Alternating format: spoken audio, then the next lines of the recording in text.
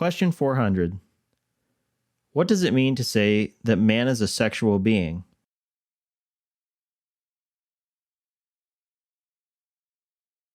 God created man as male and female.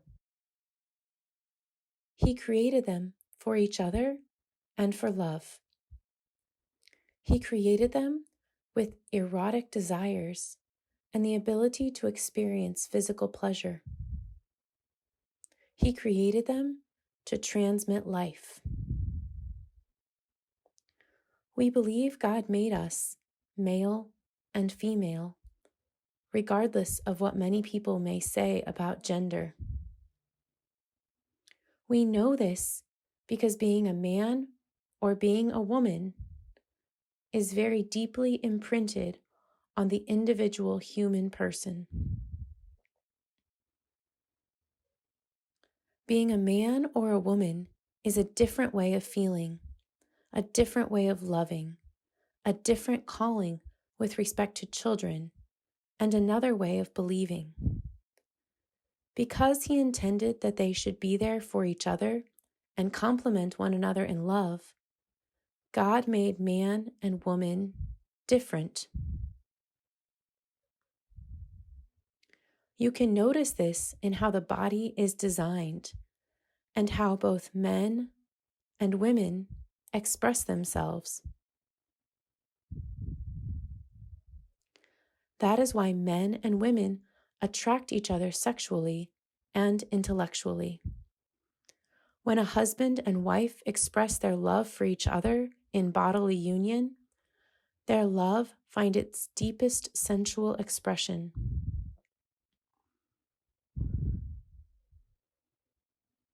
Just as God is creative in his love, so too man can be creative in love and give life to children. Question 401. Is there a priority of one sex over the other?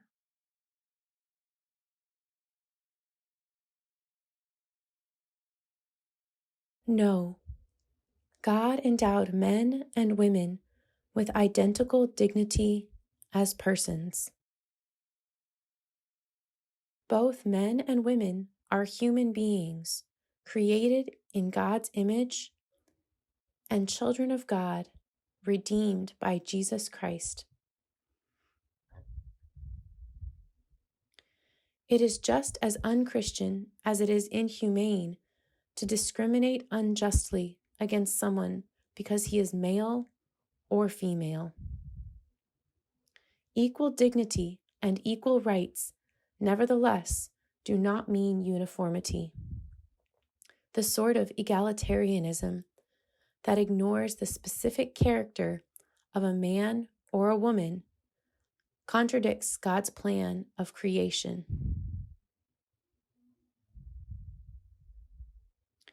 Think about it this way. A man and a woman have equal rights to life, liberty, and the pursuit of happiness in America. However, it does not mean they are the same kind of person. A woman can bear and have children, while a man does not. Does that mean they are not equal? No. They have different roles, but they both have the same dignity and the same rights.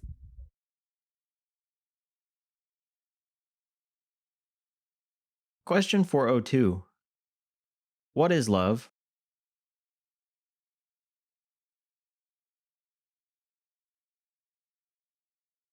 Love is the free self-giving of the heart.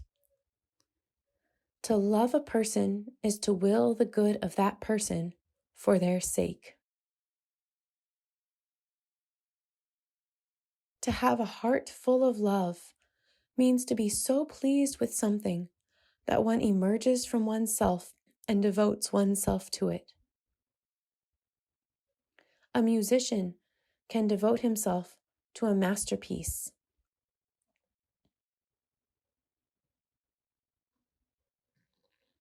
A kindergarten teacher can be there wholeheartedly for her students. In every true friendship, there is love. There are several different kinds of love: agape, philia, storge, and eros. Agape is the type of love God has for us, unconditional, with no limits. Philia is the love for friends. Storge is the type of love for family. The most beautiful form of love on earth, however, is the love between man and woman, eros, in which two people give themselves to each other forever. All human love is an image of divine love, in which all love is at home. Love is the inmost being of the triune God. In God, there is continual exchange and perpetual self-giving.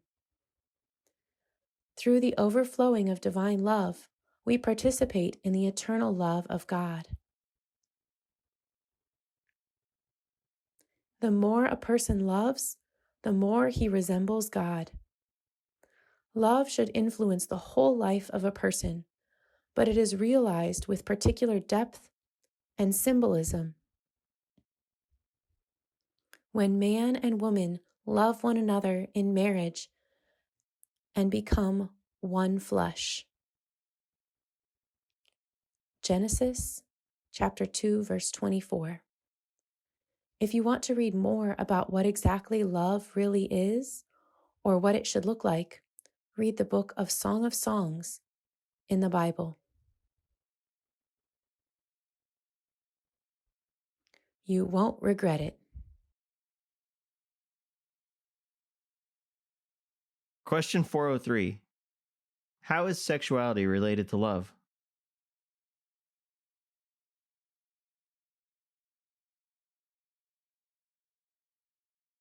Sexuality must not be separated from love.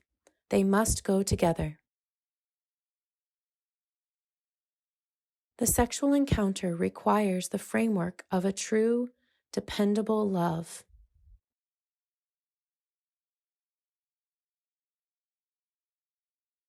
When sexuality is separated from love and is sought only for the sake of satisfaction,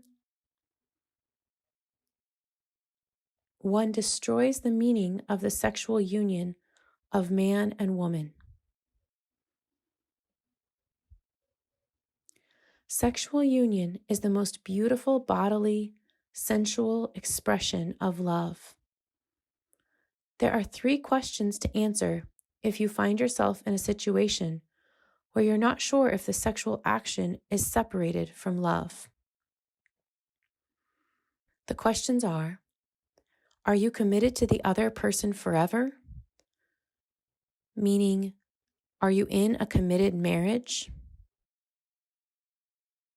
Are you open to new life?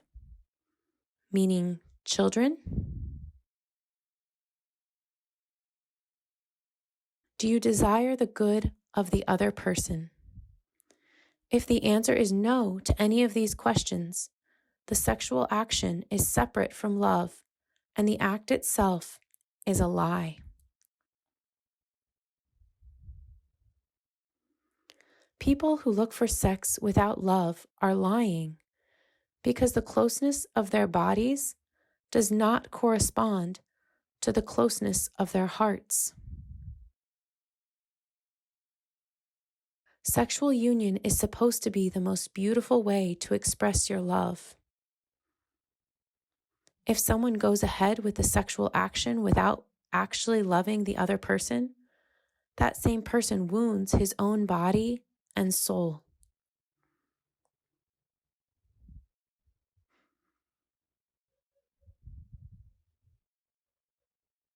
We are not designed to have sex without love. Sex then becomes inhuman. It is degraded to a means of obtaining pleasure and degenerates into a commodity, something you can get. Only committed, enduring love in marriage creates a space for sexuality that is experienced in a human way and brings lasting happiness.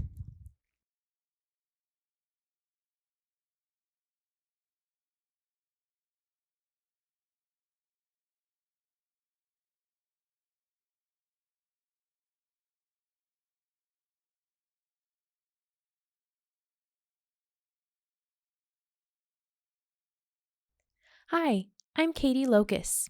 This is my sign name. I'm from the Archdiocese of Kansas City in Kansas. Thank you so much for watching our video this week. Hope to see you again next week. Bye!